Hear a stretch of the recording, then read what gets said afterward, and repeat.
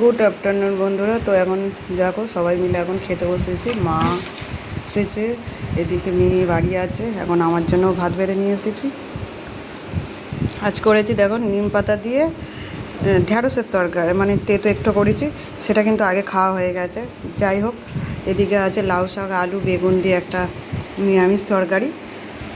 এদিকে মেয়েকে দিয়েছি মাছ ভাজা দিয়েছি, আর ওকে একটু সবজি খায় না, মাংসও খেতে চাইছে না, তাই মাছ ভাজা দিয়েছি। আলুটা মাখিয়েছে, এক পিস মাংস খেয়ে দেখ না। শরীরটা ঠিক একটু ভালো নয়, ওর পেটটা কীরকম হচ্ছে, সর্দি হয়েছে, পেপসি খাবে শুধু। এইদিকে দেখো টক করেছি, আমের টক সর্ষে বাটা দিয়ে। হ্যাঁ খাবে। এই যে মাংস, কালবাট মুরগির মাংস। এই হলো আজ দুপুরের মেনু। খাবে তো চলে এসো বন্ধুরা, এখনও খেতে সবে বসেছি। সে তোমার ভাত দেবো?